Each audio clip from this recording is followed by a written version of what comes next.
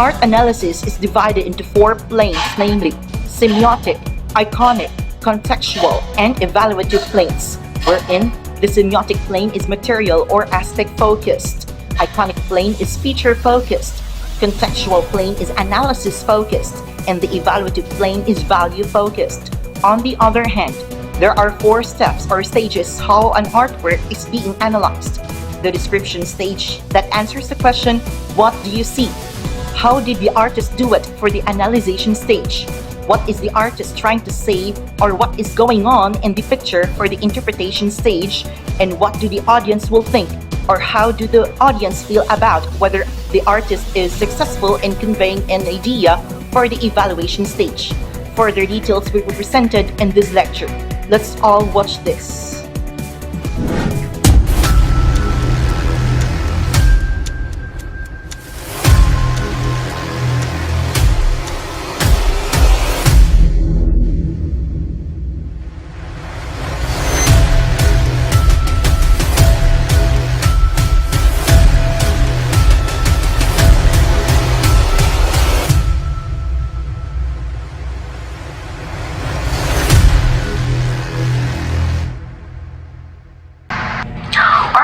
They say, is a mirror reflecting the human experience, a kaleidoscope of emotions, ideas, and cultural contexts.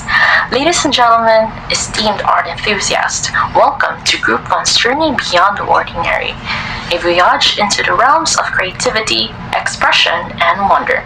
Today we delve beyond the surface brushstrokes and delve into the hidden meanings, the whispers of history, and the soul of artistic expression. As we step into this gallery of imagination, remember that art is not confined to museums or can benches. Art is both a mirror and a window, reflecting our humanity and opening vistas to other worlds. So let curiosity be our guide. Let us explore, interpret, and celebrate the strokes of genius, the whispers of vulnerability, and the symphony of elements. Together, let's unravel the art analysis and the elements of art. Thank you, Adi. Art has a unique power to captivate and inspire individuals from all walks of life. Whether it's a painting, sculpture, or any other forms of artistic expression, art can evoke emotions, provoke thoughts, and transport us to different worlds. However, behind every masterpiece lies a deeper meaning and a story waiting to be unraveled. This is where art analysis comes into play. Art analysis is the process of examining and interpreting artworks to uncover their hidden messages, symbolism, and artistic techniques. It allows us to delve beyond the surface and gain a deeper understanding of the artist's intention and the context in which the artwork was created. By analyzing art, we can appreciate the unseen aspects and complexities that make each piece unique and thought-provoking. And now, let's start with the planes of art analysis. Let's start with the Semitic plane. The Semitic plane, also known as the cultural or symbolic plane, is a crucial concept in art that refers to the system of signs and symbols used to convey meaning and communicate ideas. It allows artists to create works that are not just physically or visually appealing, but also rich in meaning and significance. By using a combination of signs and symbols, artists can convey complex ideas, emotions, and messages that resonate with the viewers in the deeper level. In art, these signs and symbols can include colors, shapes, lines, gestures, and other visual elements that carry specific meanings and associations. Among them are the following. First, the signified and the signifier. The relationship between the artwork's tangible components or the signifier and the ideas or meanings they represent the signified.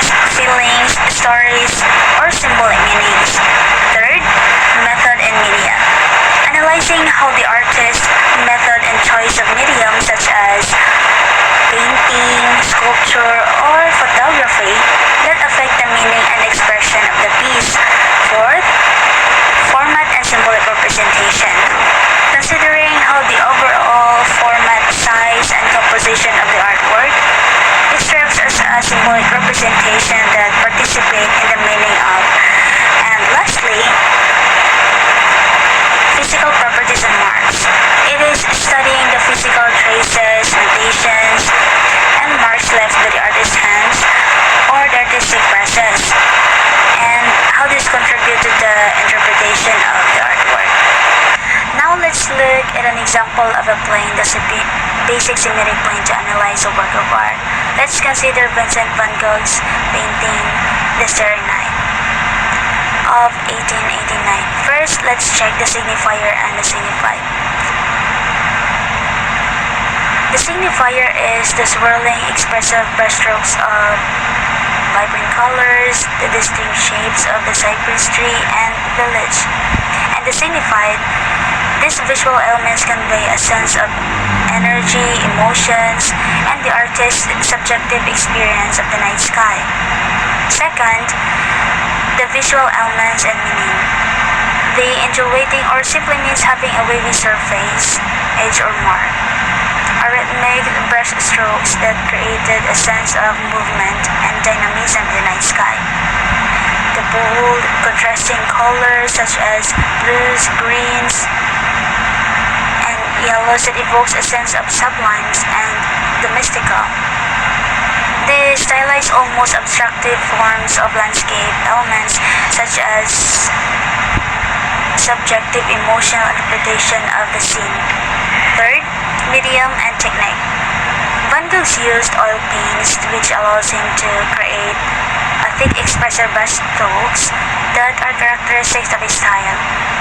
His unique application of paint with a visible brush marks and impasto that contributes to the work's emotional and expressive qualities.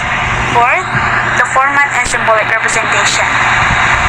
The vertical, portrait-oriented format emphasizes the towering presence of the night sky in the small, humble village below. This format creates a sense of individual's insignificance in the face of grandeur of nature. And finally, the physical properties and marks. The visible brushstrokes and textures of the paint's surface reflects the artist's hands and creative process.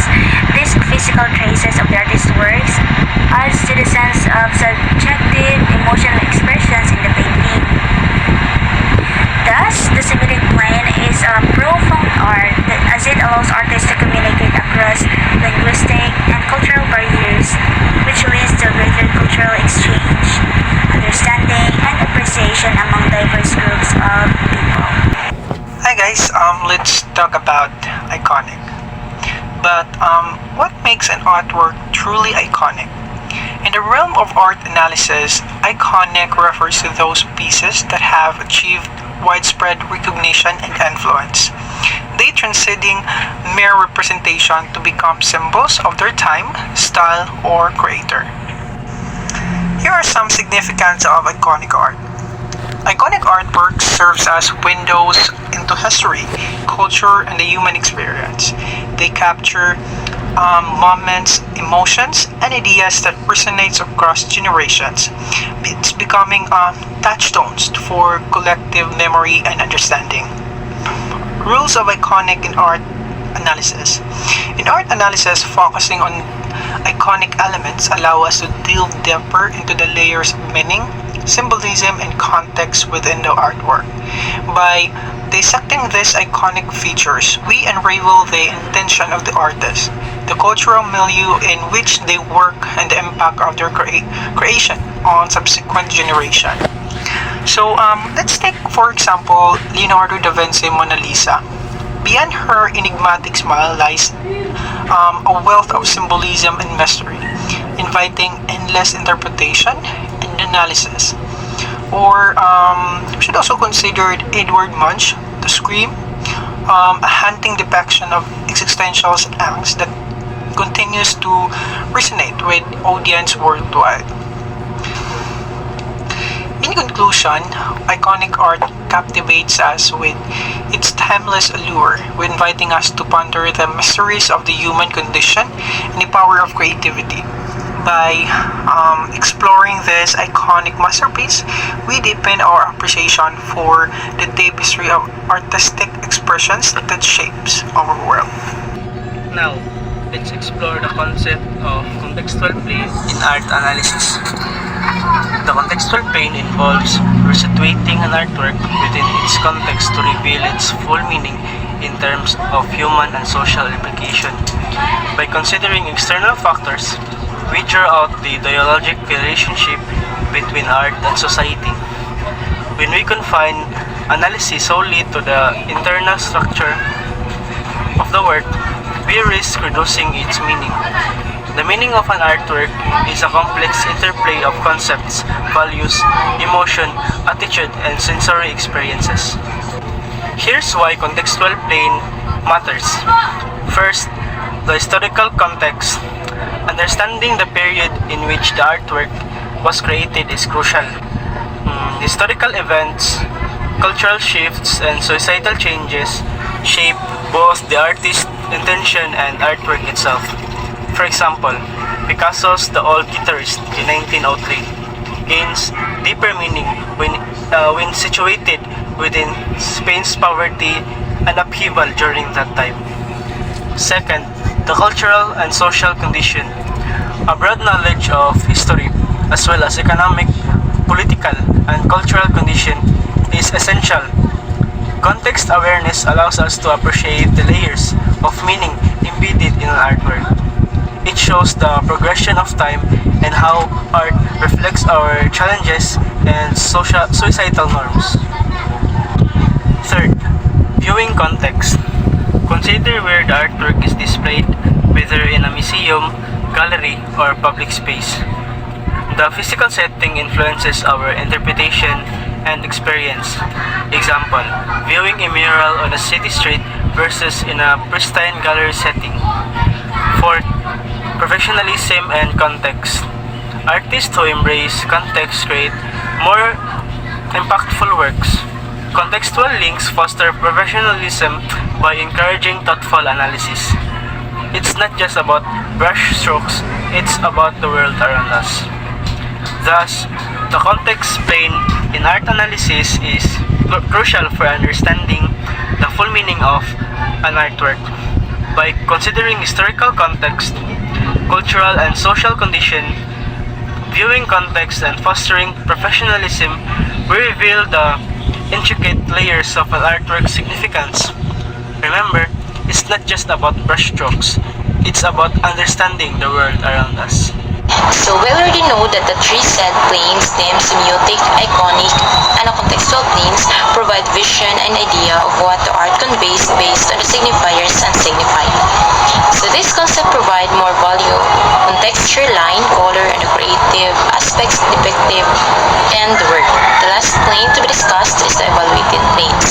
So the evaluated plane, also known as the axiological plane, is the study of artwork based on how it interacts with the viewer and provides dialogic relations towards the art.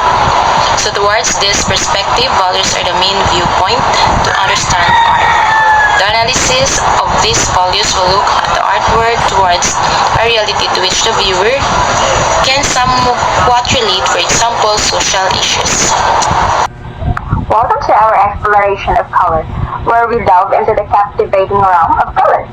In this report, we will unravel the mysteries behind the perception of color, the principles of color theory, and the fascinating interplay between light and color.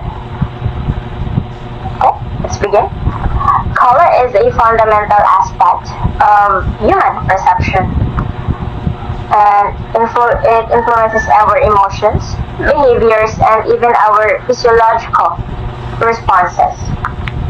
At its core, color is the visual perception resulting from the way objects reflect or emit light in various wavelengths. This perception is very subjective and can vary based on individual experiences, eyes, and cultural backgrounds. Now, color theory is the study of how color interact with one another and how they can be combined to create a visually harmonious compositions. The three primary components of the color theory are as follows. First is the color wheel. The color wheel is a visual representation of the relationship between the colors. It consists of the primary colors, which is the red, blue, and yellow, secondary colors, which is orange, green, and purple, And the tertiary colors is the mix of either primary colors or secondary colors. Okay, so understanding the color wheel is very crucial for artists, designers, and anyone working with color or creating arts. And second is the color harmony. Color harmony refers to the pleasing arrangement of colors in a composition.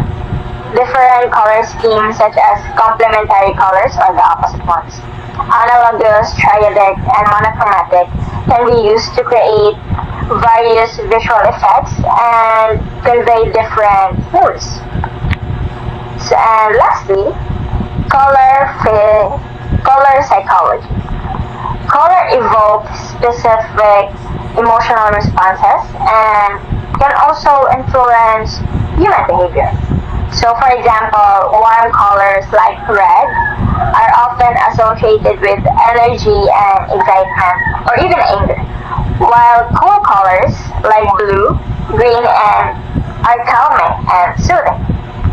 Light plays a crucial role in perception of color. When light interacts with an object, some wavelengths are absorbed while others are reflected. The wavelengths that are reflected determine the color that we perceive. And additionally, the intensity and the quality of light can alter our perception of color, leading to the phenomena such as color temperatures and metamerism. So, we can say that color gives us life, as we all say. It does indeed, and there's more to it than meets the eye, literally. As we continue to explore the mysteries of color, let us embrace its diversity and celebrate its beauty in all its forms.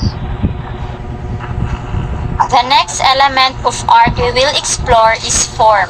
Now, let's explore what form is and how artists utilize it to convey their messages. Form refers to the three-dimensional quality of an object or composition. It's not just about flat shapes, it's about depth, volume, and structure.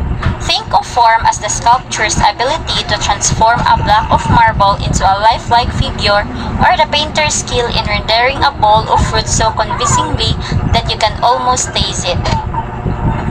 Now, what's the importance of form? Form plays a crucial role in the world of art. It allows artists to bring their creations to life, making them visually captivating and engaging.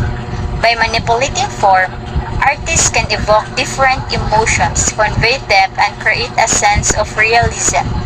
Form adds a new dimension to the artwork, making it more dynamic and visually appealing. Now, how do artists use form? First is sculpture. Sculptors manipulate materials such as clay, stone, or metal to create tangible forms. The interplay of light and shadow on a sculpture's surface reveal its form. Next is painting and drawing. Artists use shading, highlights, and perspective to give flat surfaces the illusion of depth. By understanding form, painters can depict realistic objects and figures. There are two types of forms, the geometric forms and the organic forms. First, the geometric forms. These are precise, regular shapes with well-defined edges. Examples include cubes, spheres, cylinders, and pyramids. Geometric forms often evoke a sense of order, stability, and simplicity. The second is the organic forms. These are irregular, free-flowing shapes found in nature. Think of the curves of a tree branch, the contours of a human body, or the ripples in water. Organic forms convey movement, life, and natural beauty. Let me show you some examples of forms in art. First is Pablo Picasso's Les Demoiselles d'Avignon. The groundbreaking Cubist masterpiece, Picasso shattered traditional forms. The figures are fragmented, showing multiple viewpoints simultaneously. Angular shapes and distorted forms challenge our perception, inviting us to see beyond the surface. Second is Henry Moore's abstract sculptures. Moore's organic forms celebrate the human figure while abstracting it. His bronze sculptures evoke movement, emotion, and a sense of timeliness. The curvaceous shapes defy convention, emphasizing the interplay of light and shadow. Third is Barbara Hepworth's two forms. Hepworth, a prominent British sculptor, explored the relationship between positive and negative space. In two forms, she carved two interconnected abstract shapes from a single block of stone. The voids within the forms are as significant as the solid parts. And lastly, Isamu Nogushi's Red Cube. Nogushi's minimalist sculpture plays with geometric form. The large red cube, placed in an urban setting, interacts with its surroundings. Its simplicity and boldness create a powerful visual statement. Now, the next element of art to explore is the line. In the world of visual arts, a line is a powerful tool that the artist used to create different effects and convey movement, rhythm, and emphasis. Let us delve deeper into the concept of a line and explore how this fundamental element shapes and defines artworks across various styles and periods. A line is more than just a stroke on paper. It is a visual language that artists use to communicate ideas, emotions, and concepts. From the simplest mark to the most intricate design, they are essential elements that shape movement, rhythm, and emphasis in artworks. The origin of lines in art can be traced back to the earliest forms of human expression, where lines were used to convey stories, record events, and capture the beauty of the world around us. Over time, artists have explored and experimented with lines in innovative ways, pushing the boundaries of creativity and imagination. There are different classifications of lines that artists employ to achieve specific effects on their artwork. First is the horizontal line. It is a line that runs parallel to the horizon, creating a sense of stability and calmness. The second is the vertical line. It is a line that runs perpendicular to the horizon, symbolizing strength and stability. Third is the diagonal line. It is a line that slants at an angle, suggesting movement, energy, and dynamism. Fourth is the short line. It is the line of limited length, used to create quick, abrupt, or fragmented visual effects. Fifth is the long line.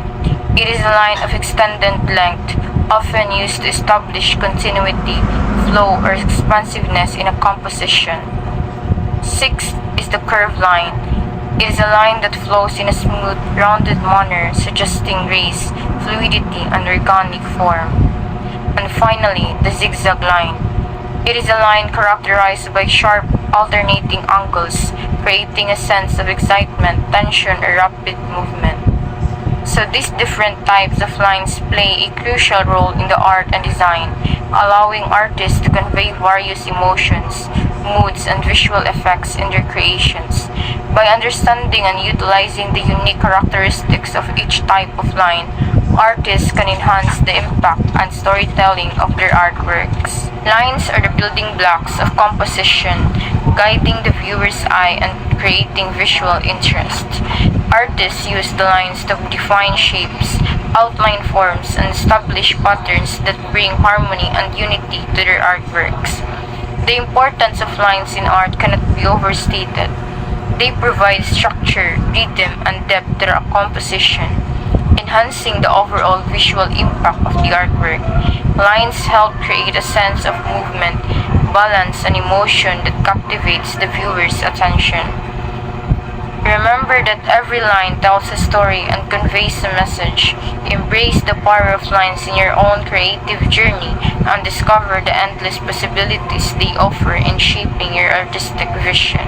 Rhythm in art is governed by the following fundamental principles. First, the regularity. It is a systematic repetition of elements in a predictable manner. Second, the progression. It is a gradual change or evolution of elements that creates dynamic movement. Third, the alternation. It is a dispersing constructing elements to add visual interest. And fourth, the randomness. It is a spontaneous arrangement of elements, infusing vitality and energy. At its core, rhythm in art bestows a sense of order and harmony in visual compositions. Beyond bright structure, it infuses artwork with vitality and dynamism, captivating the senses with its fluidity and motion.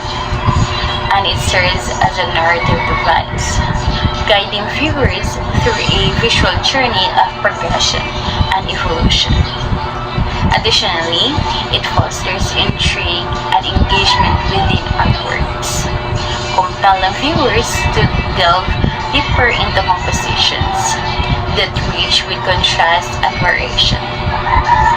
And lastly, it ignites a sense of spontaneity and vitality within artworks, infusing compositions with dynamic energy that electrifies the senses. Now, let's move to another element. But before that, I have a question. Have you ever noticed how some artwork seem to move or flow? This phenomenon is achieved through the masterful use of rhythm. So, in this part of the lecture, let's unravel one of the exciting elements of art, the rhythm. Rhythm in art encompasses the repetition or alternation of visual elements such as shapes, colors, lines, and patterns within an artwork. It orchestrates a visual harmony that guides the viewer's eye through the composition, infusing it with a sense of movement and flow. But it does not only involve the repetition or alternation of visual elements, but also encompasses the underlying pulse or tempo that animates the composition. It is more than just a pattern. It is the dynamic interplay of elements that creates a sense of movement, energy, and vitality within the artwork. Rhythm can be subtle or bold, depending on the artist's intention, and it serves as a powerful tool for conveying emotions, narratives, and ideas. The next stop is shape. Shape is one of the fundamental elements of art. It plays a crucial role in creating visual compositions. Let's explore what shape means in the context of art. A shape is created when a line is enclosed. Essentially, if you take a line and enclose it, you form a shape. Shapes can be thought of as two-dimensional areas defined by a change in volume or some other form of contrasts. They have only length and width. Unlike forms which have length, width, and height, shapes remain flat and lack depth. There are two types of shapes: geometric or regular, and organic or freeform. First, the geometric shapes. These shapes are precise and regular. Examples include circles, triangles, squares, and trapezoids. Geometric shapes often have specific names associated with them and are commonly found in man-made objects like buildings and machines. The second one is the organic shapes. Organic shapes seem to follow no rules. They lack specific names and are typically found in nature. These shapes can resemble natural forms. When creating representational art, observation is crucial. Shapes play a significant role in how we perceive and record what we see. Instead of focusing solely lines, consider thinking in terms of shapes. Recognize the shapes around you, and this will lead to improved accuracy in your drawings and paintings. For instance, even a complex object like a chair can be broken down into simpler shapes such as rectangles and trapezoids to make drawing more manageable. Remember, shapes contribute to the overall composition, balance, and visual impact of an artwork. Whether geometric or organic, they are essential building blocks for artists. And now, we will explore the next element of an art, texture. So texture is a fundamental aspect of sensory experience, influencing how we perceive and interact with the world around us. From the smoothness of a polished stone to the roughness of a tree bark, texture enriches our environment, evokes emotion, and plays a crucial role in the various aspects of our lives. One of the primary reasons texture is important is its impact on aesthetics. In art, architecture, and design, texture adds depth and visual interest to the surfaces, enhancing the overall composition. Whether it's the intricate patterns of a wooden fabric or the grain of wood in the furniture. Texture creates a visual contrast and stimulates our senses, making space more engaging and memorable. Moreover, texture plays a vital role in communication and expression. In literature, vivid descriptions of a texture can transport readers to a different world, allowing them to feel the roughness of a desert landscape or the softness of a velvet gown.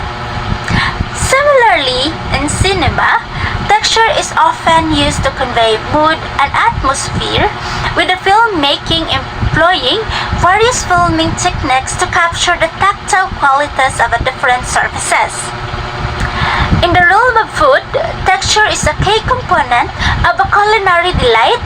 The crunch of a crispy potato, the creaminess of a silky custard, and the chewiness of a freshly baked bread all contribute to the sensory experience of eating. So texture plays a crucial role in tactile learning and sensory development, especially in early childhood. So children explores the world through taste, experiencing different textures through sensory play activities, and by engaging with the materials of varying textures. They develop fine motor skills, spatial awareness, and cognitive abilities, laying the foundation for learning and discovery.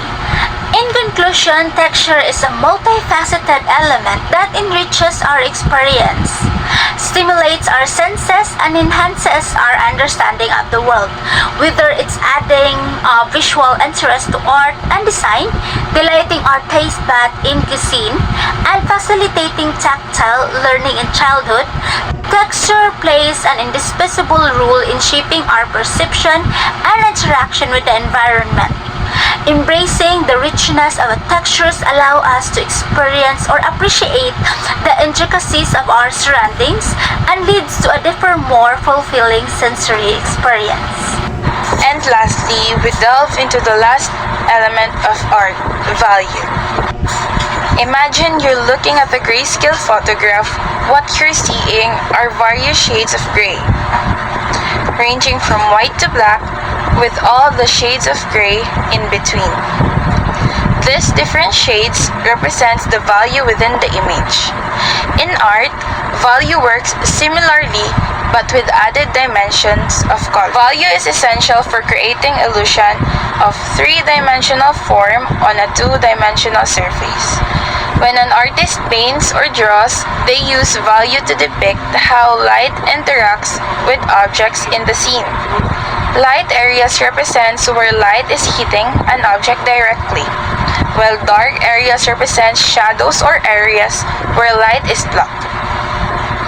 By manipulating the distribution of light and dark values, artists can make objects appear to recede or come forward in space.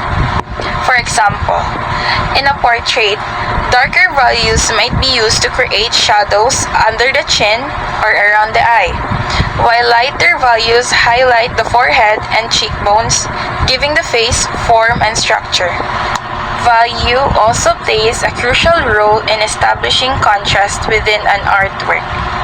High contrast between light and dark areas can create drama and draw the viewer's eye to specific focal points. Conversely, low contrast can create a more subdued and atmospheric effect. In addition to creating form and contrast, value can also convey mood and emotion in art. As seen bathed in bright, high-key values might evoke feelings of joy and happiness, while seen dominated by dark, low-key values might evoke a sense of mystery or foreboding. Ultimately, mastering value is essential for artists who wants to create compelling and realistic artworks. By understanding how to manipulate value effectively, artists can bring their compositions to life, capturing the essence of light, shadow, and form on a flat surface. And there it is, fellow art enthusiasts. Our journey through the intricate tapestry of art analysis and the elements of art has reached its final strokes. And now, as the curtain descends, let us carry these insights beyond this gallery. Remember, dear friends, art isn't confined to museums or textbooks. It's a poetry of existence, the brushstroke of memory, the symphony of imagination. So as you step into the world, may you see with the artist's eyes, curious, empathetic, and open. May you find art in the mundane, the overlooked, and the unexpected. Thank you for joining us in this voyage. Until we meet again, and may your souls forever intertwine with the canvas of creativity. Farewell, fellow art enthusiasts.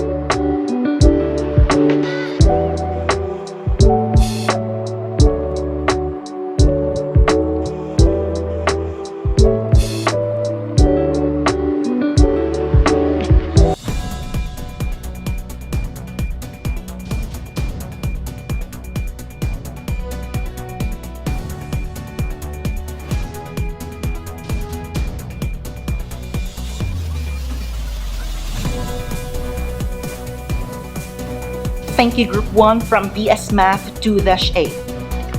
Art movements are generally defined when a group of artists during a specific time tend to adapt a particular style with a common goal or philosophy.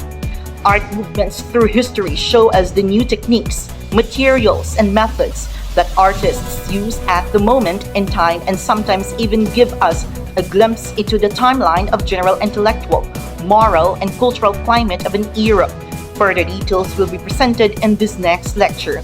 Let's all watch this.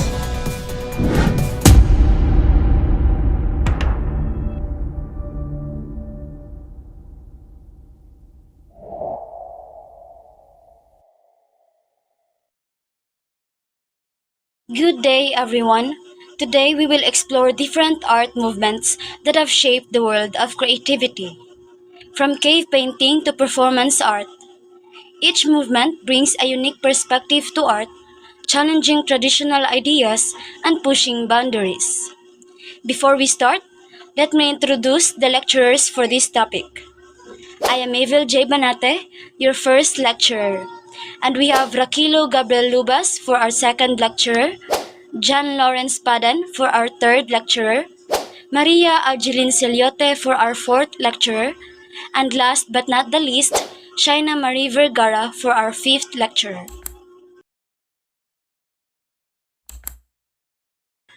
Art movement is a distinct artistic style, technique, or trend that maps a particular period of cultural development in the history of art.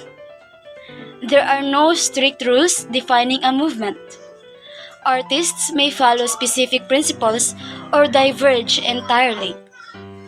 Each movement is like a unique chapter in the story of artistic expression. Before we proceed, please be advised that we will encounter these acronyms within our lesson.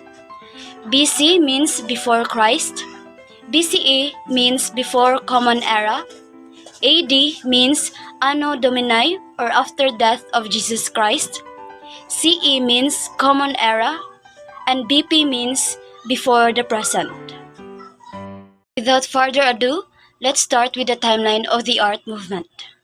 First, cave painting or parietal painting implies prehistoric origin dating back to the Ice Age, Upper Paleolithic, roughly between 40,000 and 14,000 years ago.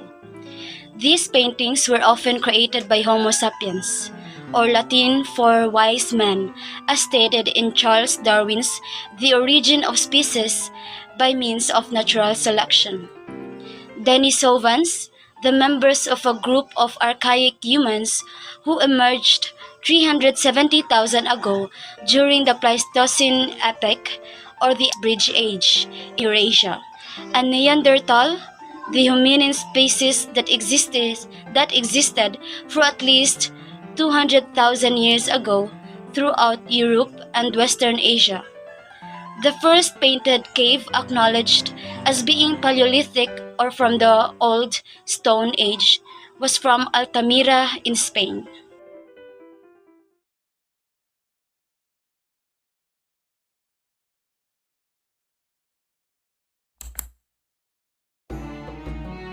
Next, ancient Egyptian art was produced by the civilization of ancient Egypt in the lower Nile Valley between the 6th millennium BC and 4th century AD, spanning from prehistoric Egypt until the Christianization of Roman Egypt.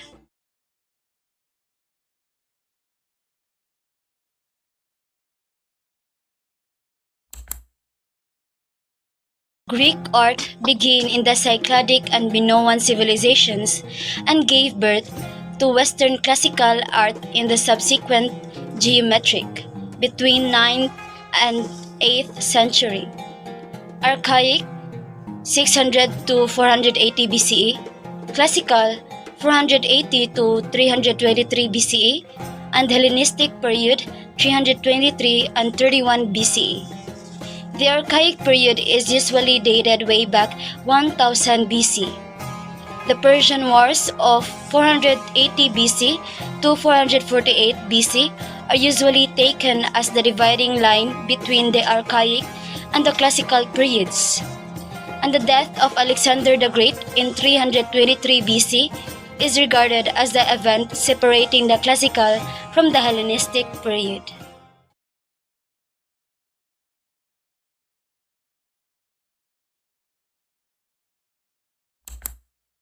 Moving on to the Roman art. Roman art lasts for almost 1,000 years on three continents, from Europe, Africa, and Asia. The first Roman art can be dated back to 509 BCE, with the legendary founding of the Roman Republic, and lasted until 330 CE, or much longer if you include Byzantine art. The prehistoric Roman art encompasses two periods: the Etruscan period, 2000 to 1000 BC, and the Roman period, 2000 BC to 400 AD. The Etruscan civilization flourished in central Italy between the 8th and 3rd century BCE. There are two main theories about the origin of the Etruscans. The first is that they migrated from Anatolia, also known as Asia Minor, a large peninsula or region in Turkey. The other is that they were natives of Italy who gradually formed a distinctive culture.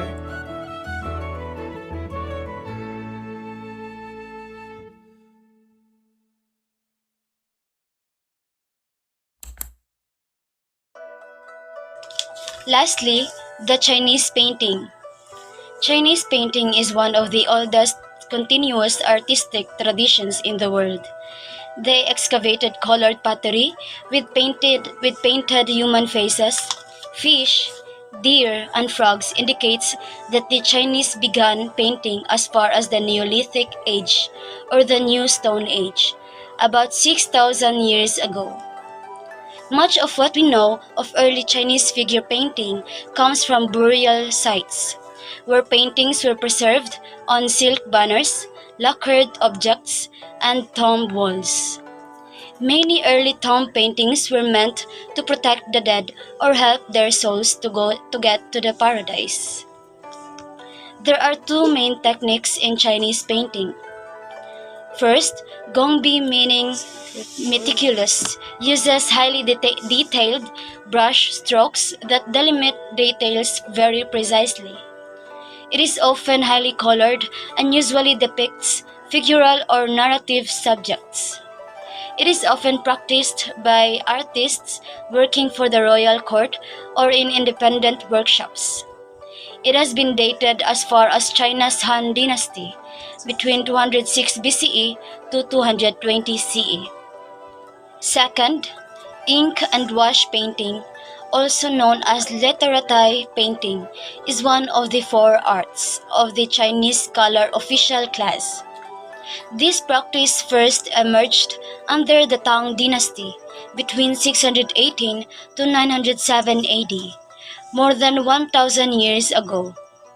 It also appeared in the calligraphy, the sublime and central achievement of China.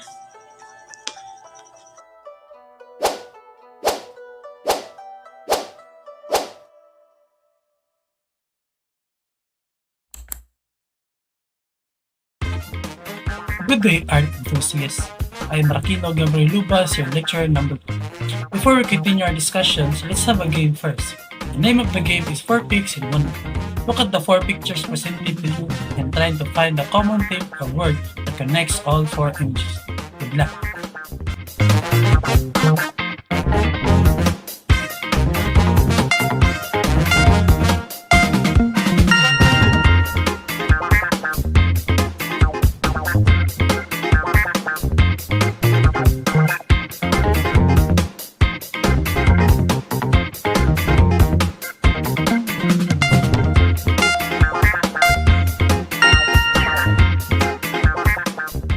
Very good. The answer for number 1 is Renaissance art, and the answer for number 2 is Rococo art. Now, as we continue to embark on captivating journey through the world of art, let's explore the rich tradition of Japanese painting, the transformative period of Renaissance art, and the distinctive style of Mannerism, Baroque, and Rococo art. Join me as we delve into the fascinating stories behind each art movement. We begin our exploration with Japanese painting, a unique art form that has captivated audiences for centuries. Japanese painting emphasizes harmony, simplicity, and a deep connection with nature. Let's dive into the world of Japanese art and discover its distinctive characteristics. Japanese painting, also known as Nihonga, evolved from ancient tradition and reflects the country's cultural heritage. It often features themes from nature, landscape, and traditional stories. The use of delicate brushwork, vibrant colors, and attention to detail creates a sense of tranquility and elegance in Japanese paintings.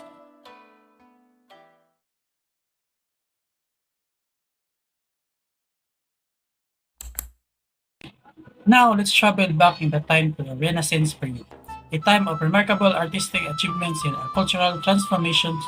Renaissance art celebrated humanism, scientific advancement, and the revival of classical ideas. Within the Renaissance, we can identify three distinct periods. The early Renaissance, spanning in 14th and 15th centuries, witnessed a renewed interest in classical art and a focus of naturalism. Artists like Giotto, Masaccio, and Fra Angelico sought to capture realistic human figures, perspective, and depth in their works.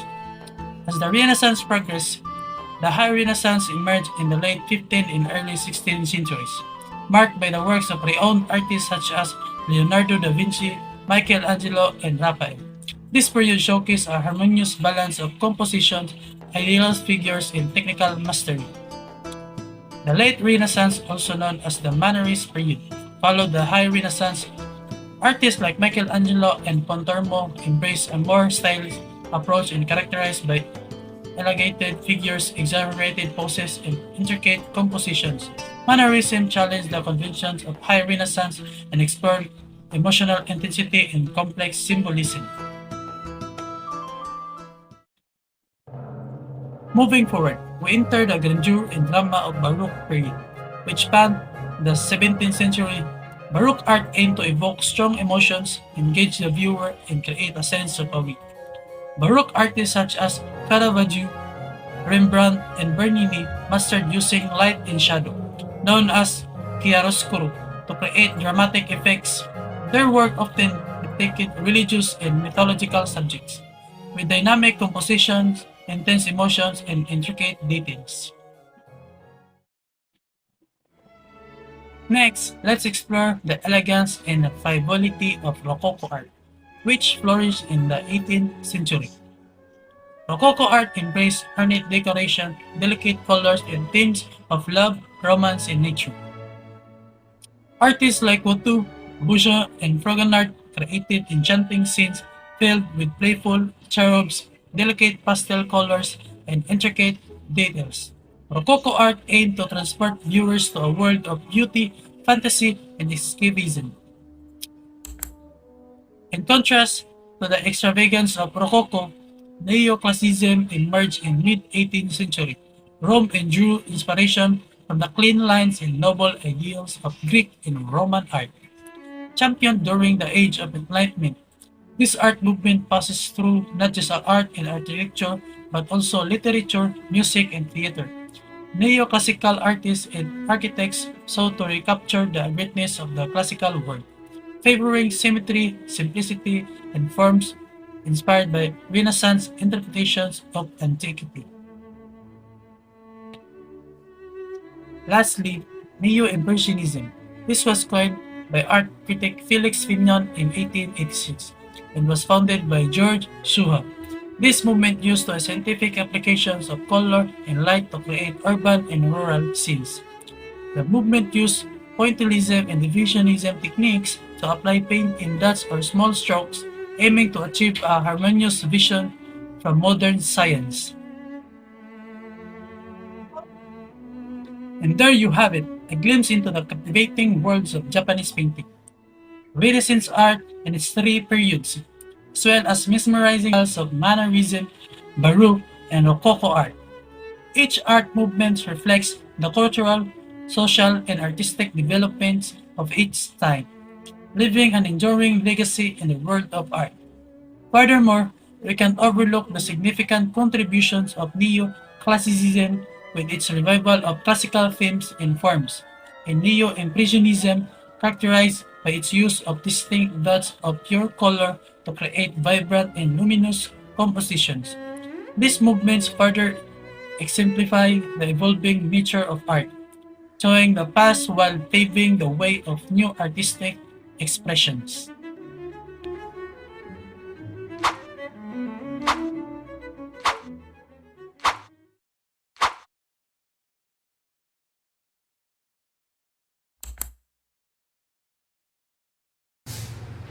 Hello everyone, I am Jan Lawrence Padet, your third lecturer. We will delve into the rich mosaic of artistic expression that emerged during the late 19th and early 20th centuries. Our exploration begins with Impressionism. Impressionism emerged in the late 19th century among a group of Paris-based artists who sought to depict light in a new and accurate way. They moved away from the traditional methods of painting and focused on portraying the changing qualities of light in ordinary scenes. One of the key characteristics of Impressionist art is the use of visible brush strokes, which gave the paintings a sense of spontaneity and movement. With that, Impressionism was a revolutionary movement focused on the fleeting moments of everyday life and the effects of light on the natural world.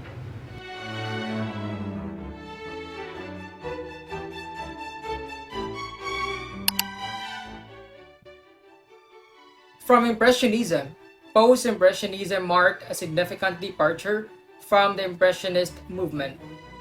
Post-Impressionism emerged roughly between years 1888 and 1905. While Impressionism focused on capturing the fleeting moments of everyday life and effects of light, Post-Impressionism focused on the abstract qualities and symbolic content of art that often employed distorted images and bright, non-naturalistic colors to convey the artist's feelings and moods. Post-Impressionist artists experimented with bold colors, distorted forms, and expressive brushwork. Some notable artists are Paul Cézanne, Paul Gauguin, Vincent van Gogh, and Georges Seurat.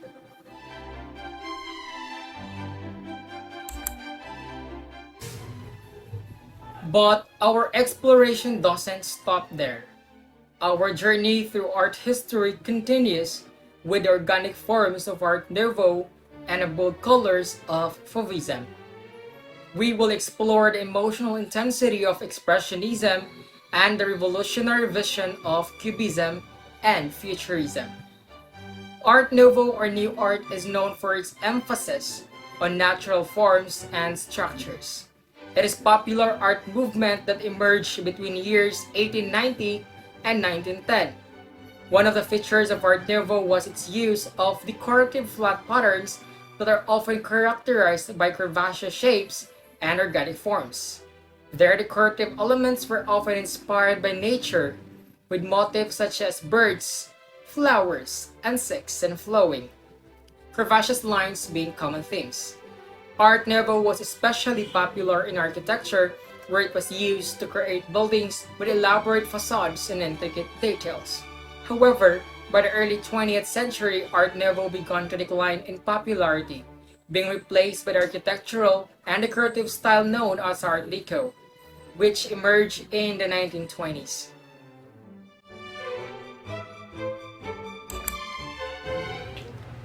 At a later time, Fauvism was an art movement that in the early 20th century started in 1905 in France and lasted for just a couple of years.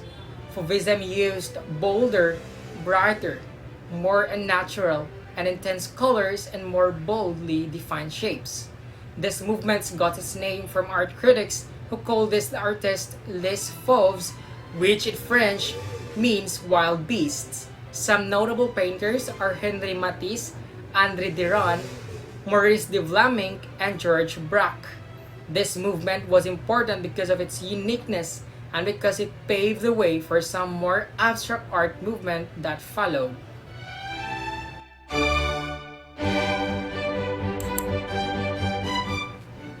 Next, Expressionism was an international movement of the early 20th century, and it was present not only in art but in architecture, theater, cinema, dance, and literature.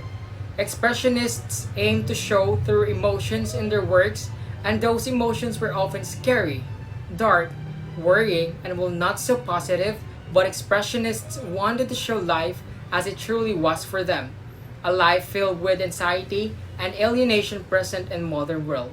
They often used bold colors and more abstract forms in order to get their message across or to say it more precisely to show their emotions thoroughly. Also, this movement shows features of people, places, or things that were not as important as showing reality of one's inner world.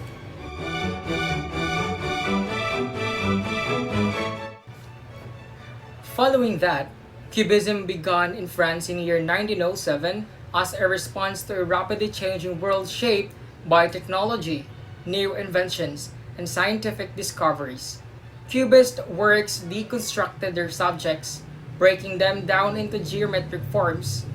This art movement presented objects from multiple viewpoints simultaneously, creating a new and multifaceted way of seeing. Some famous artists are Georges Braque and Pablo Picasso. Lastly, the Futurists were a group of artists who thought the world was stuck in a boring old-fashioned rut and wanted it to look forward by celebrating innovation, modernity, and speed. Futurist artists used blurred lines, overlapping images and sharp angles to convey a sense of motion. Subjects included automobiles, motorcycles, and railroad trains, subjects that express the explosive vitality of a modern city. In that case, they wanted to say goodbye to tradition and hello technology.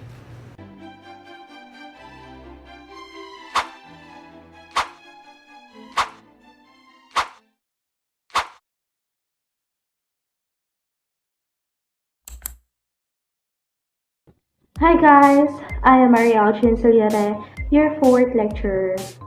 Transitioning to the mid-20th century, we encounter abstract expressionism, pop art, and post-minimalism, each pushing the boundaries of artistic expression in unique ways.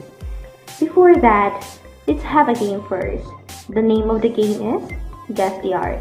Good luck.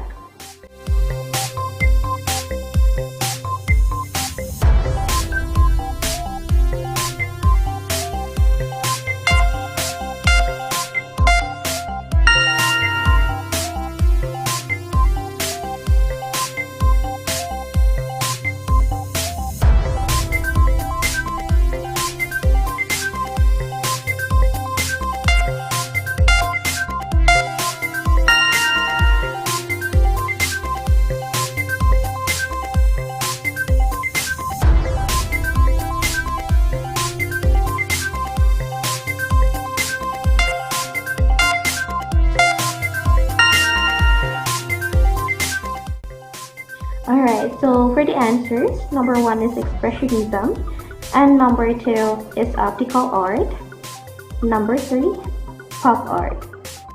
Congrats! Accordingly, abstract art doesn't depict reality. It captures the artist's ideas and emotions about the subject. The word abstract itself means to separate. Unlike traditional art, abstract art focuses on elements like texture, shape, and color, rather than realistic forms. This movement extends to sculpture as well, where artists prioritize form and texture over replicating real-life objects. Some notable artists are Konstantin Bergskusi, Gerhard Richter, and Joan Mitchell. We can see variations within abstraction such as distortion, where the subject is warped or twisted, and elongation, where the subject is stretched out. Moreover, in the middle of World War I's chaos, July 20th, 1914 till November 11th, 1918, a new artistic movement called Dadaism emerged. This art movement was born in a Zurich nightclub in year 1916. The name Dada is a French word which means happy horse, and was deliberately chosen because it was nonsense. Origin by anti-war sentiment, Dadaists rejected everything: war, materialism, established art, seeking entirely new ways to express themselves. As Andre Breton said, Dada was a state of mind, a desire to break free from all constraints. In the words of artist Jean Arp, Dada embraced the nonsensical, the unnatural, aiming to dismantle what was considered reasonable or artistic. Let's start with Surrealism. Surrealism began in Paris in year 1942, led by Andre Breton. It sees art as a way to fight against the problems and limitations in society. Unlike some other movements, Surrealism isn't just about what you see on the surface. It's more interested in what's going on in people's minds. Like dreams or thoughts they might not even realize they have. Surrealist art often tries to shock people with strange or even images to make them think about deeper truths. Moving on, we encounter constructivism, which started in Russia in the early 20th century. It's different from Surrealism because it's focused on fixing problems in society rather than exploring the mind. Artists in this movement try to show the bad things happening in the world and suggest ways to make them better through their art. Next, we explore the style, or the style. which started in the Netherlands way back 1917. This movement is all about keeping things simple. Artists use basic shapes and colors like black, white, and primary colors to make their art. They want to strip away all the extra stuff and show just the most important parts. Moving to post-World War II New York, abstract expressionism came about in New York after World War II, September 1st, 1939 to September 2nd, 1945. It's all about big, bold art that's more about emotion than anything you can see in the real world. Artists like Jackson Pollock made huge paintings with lots of colors and wild brushstrokes, letting their feelings guide their work. Optical art or op art plays tricks on your eyes. Artists create patterns and images that seem to move or change when you look at them. They often use black and white to make these effects stand out.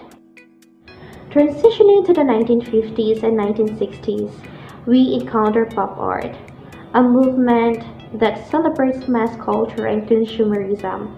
Artists like Andy Warhol and Roy Lichtenstein incorporate imagery from advertising, comic books, and everyday objects into their works, blurring the line between high and low art.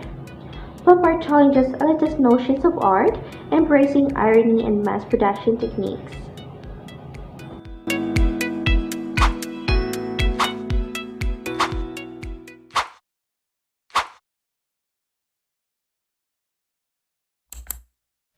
Good day again. I am the last lecturer to present today. I am Shaina Marie B. Vergara, and I hope you are still with us because right now we are down to the final topics. Now let's move on to post-minimalism. Post-minimalism came along in the late 1970s. Instead of using fancy materials, artists in this movement use simple, everyday stuff to make their art. They want to show that art doesn't have to be complicated or expensive to be meaningful. Finally, we dive into the realm of conceptual art, photorealism, installation art, body art, land art, and performance art, where artists challenge convention and redefine the very essence of art. First, we have conceptual art. This art movement emerged in the 1960s, a revolutionary movement that challenged traditional notion of art in the 20th century. But what exactly is conceptual art? Conceptual art prioritizes the idea or concept behind the artwork over its physical form or aesthetic qualities. Instead of focus on traditional artistic techniques, conceptual artists use various mediums and approaches to convey their ideas, including language, text, performance, and everyday objects. One of the key characteristics of conceptual art is its emphasis on the concept or idea behind the artwork. This can take many forms, from exploring philosophical or political themes to questioning the nature of art itself. Conceptual art continues to push the boundaries of what art can be, inviting us to rethink our understanding of creativity, meaning, and the role of artists in society.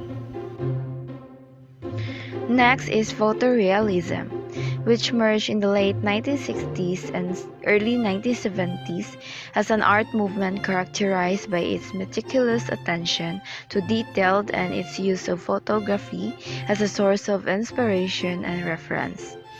Photorealist artists sought to create highly detailed and hyperrealistic paintings that faithfully reproduced the appearance of photographs, often depicting mundane or banal subjects with extraordinary precision. This meticulous process requires patience, precision, and a keen eye for detail. This is by far my favorite art movement.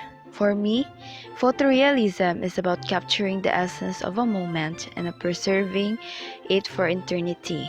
I'm fascinated by the challenge of recreating reality on canvas and pushing the boundaries of what is possible with paint. Next is installation art, a contemporary art form that emerged in the 1960s and 1970s. This type of art transforms spaces into interactive, multi-sensory environments. It uses various media and materials, including sculpture, video, sound, light, and found objects. Artists create these artworks for specific location or context, often manipulating the space to create a unique and engaging experience. Installation art challenges us to see the world in new and unexpected ways, inviting us to question our perceptions and engage with our surroundings more deeply. It is a powerful reminder of a transformative power of art. Let's move on to body art. The art movement merged in the 1960s and 1970s as a type of art that focuses on the human body as both the medium and the subject of artistic impression. Body artists use their bodies or those of others as canvases, exploring themes such as identity, gender, sexuality, and the relationship between the body and society. Types of body art include face painting, body painting, tattooing, decorating fingernails and toenails, living statues, and human node scope photography. I know you guys are very familiar with this type of art, especially body tattooing. The person that comes to mind when I hear the word tattoo is Apo Wangud, also known as Maria Ogay, our legendary tattoo artist from the Kalinga tribe in the Cordillera region of the Philippines. She was regarded as the last mambabatok or traditional Kalinga tattoo. After body art, now we have land art. This art movement started in America in the 1960s and early 1970s, also known as earth art or earthworks. It involves creating artworks directly in the landscape using natural materials like soil, rocks, plants, and water. Land art is site-specific, often found in the remote outdoor locations, and emphasizes the relationship between art, nature, and the environment. Land art offers a unique opportunity for artists to engage with nature profoundly and meaningfully. By creating this type of artwork, artists can raise awareness about environmental issues, foster a deeper connection to the natural world, and inspire stewardship of the earth. This art challenges us to reconsider our relationship to the natural world and to recognize the beauty and significance of the Earth's landscapes. The last item on the list is performance art. This art form merged in America in the 1970s, a form of artistic impression where an artist uses body, actions, and other elements to convey ideas or concept to an audience. It is typically live, unfolding live in front of an audience.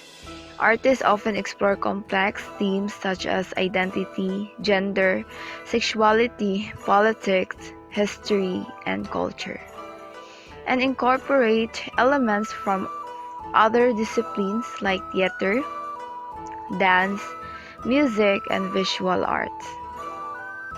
Notable performance artists include Yves Klein, Hermann Nietzsche, and Rodolphe Schauerskulger. For me, performance art is about embodying an idea or concept and communicating through movement, gesture, and interaction. It often draws inspiration from personal experiences, social issues, and the human condition, using the body as a vessel for artistic expression.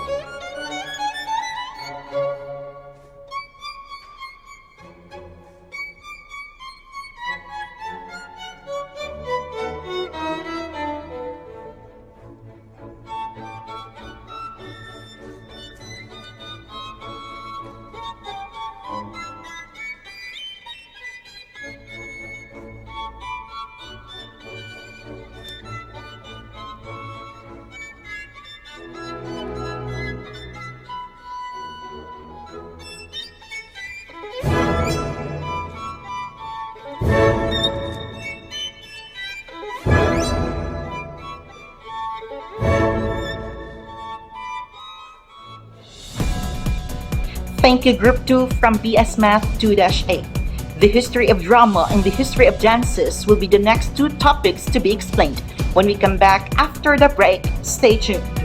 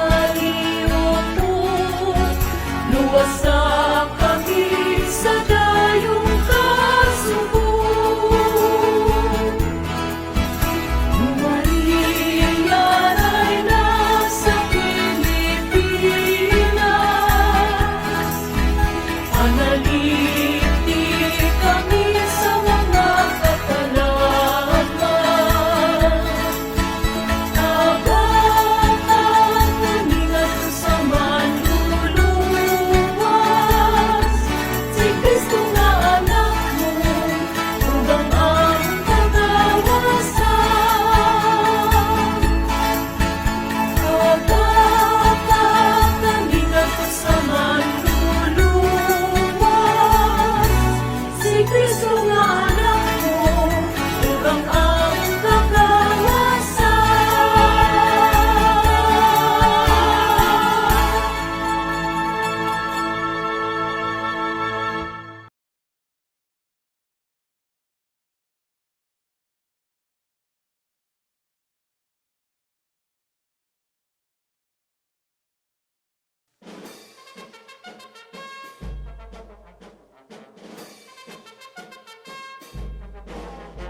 During the Philippine Centennial celebration, a set of 10 flags were prominently flown over every institution and government-owned buildings.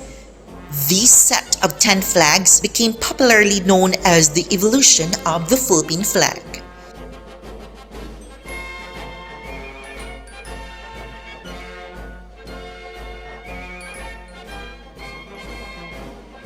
Philippine historians have raised issues and have rightfully challenged the claims of the set of 10 being the evolution of the Philippine flag. According to the Manila Historical Institute and the National Historical Institute, the set of flags, excluding the present-day flag, are rightfully called mga bandila ng Rebolusyong Pilipino, or the flags of the Philippine Revolution. Another issue raised by historians is the fact that these flags merely represent a fraction of the Katipunan battalions. Hence, these flags can hardly be referred to as the flags of the Philippine Revolution. It could only be concluded that calling this set of flags revolution is very misleading, as our present-day flag did not evolve from these Katipunan flag. It is true, however, that some of its features were taken from these flags, but then again, it did not evolve from it. It is also true that the flags of the Katipunan have never taken as a nationally recognized symbol as to represent the Filipino nation. The Katipunan. 3 flags were used by the Katipunan that was believed to be originally sewn by Andres Bonifacio's wife, Gregoria de Jesus, with the aid of Benita Rodriguez. These 3 are the most common variation of the Katipunan flags. The blood red background is the similar features of all 3 flags, including the letter K to represent the Katipunan. In line with the Boy Scouts of the Philippines, the single K flag is not recognized as part of the PSP's list of evolution of the Philippine flag. The Katipunan Councils.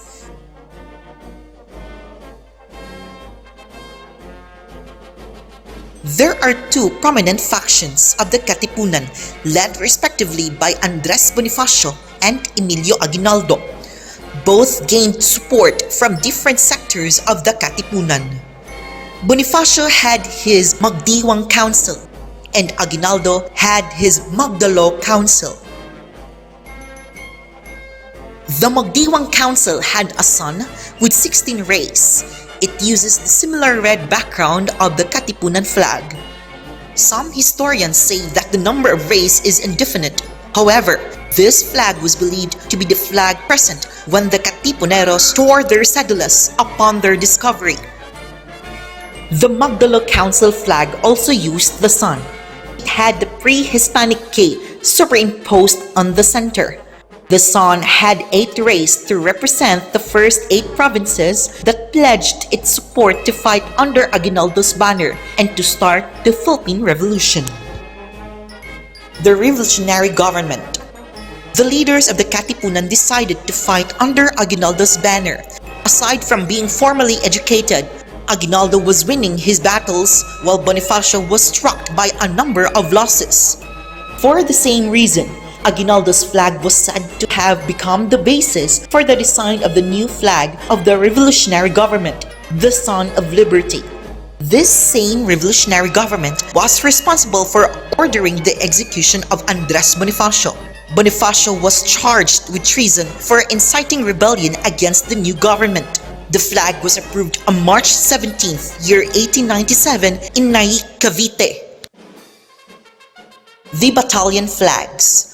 One of the most criticized part of the proposed evolution of the Philippine flag is the inclusion of 3 battalion flags of the Katipunan. Historians believe that if these flags were to be included into the evolution, other battalion flags should be considered as well. According to many historians, these flags never took the significance of a national symbol. This flag does not come in any significant order. The first flag was the flag of General Mariano Llanera, who fought in the province of Bulacan, Tarlac, Pampanga, and Nueva Ecija. His flag was most famously called Bungo ni Llanera or Llanera Skull. Unlike most of the Katipunan banners, his was on the black background.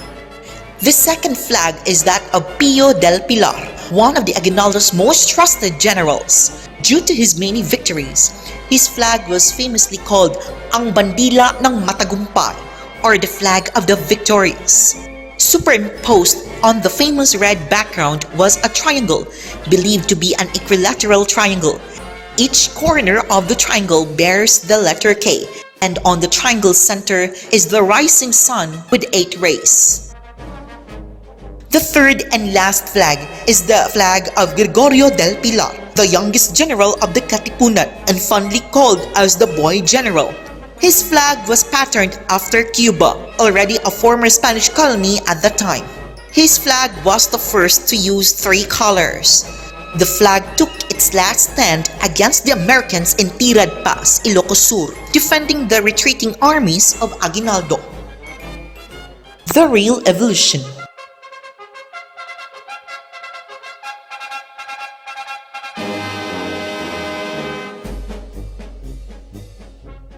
During Aguinaldo's exile in Hong Kong, he and the Junta Patriotica, or the Patriotic Council, devised is to be known as the flag to represent the First Philippine Republic. The flag was sewn by Marcela Agoncillo or Marcela Agoncillo, Lorenza Agoncillo or Lorenza Agoncillo, and Delfina Natividad. It was sewn at 353 Marsan Hill in Hong Kong. This same flag was the flag raised during the declaration of the Philippine independence in Kawit, Cavite on June 12, year 1898. Unlike the present-day flag, the original flag had a mythological sun with a face similar to the flag flown by the revolutionary government. By the fall of the First Philippine Republic, and when the American colonial power took control of the islands, sedition laws took into effect that banned the display of the flag of the First Republic. It was until year 1919 when the ban was lifted. The flag retained the dimensions of Aguinaldo's flag as well as the mythological sun, but without a face. Historians believe that the original flag used the red and blue colors of the Cuban flag and was changed to the American colors, since the American colors were the only cloth colors available during the era. In year 1936, the Philippines became a Commonwealth of the United States of America. By executive order, Commonwealth President Manuel Luis Quezon specified the dimensions of the flag, which became the standardized specification of the flag, followed up to the present time. Debates rages on. The color blue on the flag is one of the topics being debated by historians. The list of blues includes the Cuban blue, dark blue, sky blue, navy blue or the American blue, and the Yale blue. The American blue was the shade used for most of the flag's lifetime as a national symbol and was changed during the Marcos era into sky blue, but was reverted back to the American blue during the Aquino administration. That was the Cory Aquino administration. As a resolution to the moot point, the Philippine Centennial Commission officially changed the shade to royal blue in year 1998. The religious sector debates the sun as being a Christian symbol. Many believe that a crescent moon should be added to symbolize the Muslims and a budong cane as well to represent the native Cordillera people. A recent addition to the debate is the proposal to add a 9th ray to the sun to represent the Muslim nation and the native Cordillera people who fought for independence from Spanish colonial rule. Also, the late statesman Blas Ople, serving as Foreign Affairs Secretary, call on historians and constitutionalists to include Quezon Province as one of the provinces represented in the rays of the sun. He cited the historical battle on the Confradia de San Jose, a group organized by Apolinario Hermano Pule de la Cruz, who won a battle against Spanish authorities on October 23, year 1841.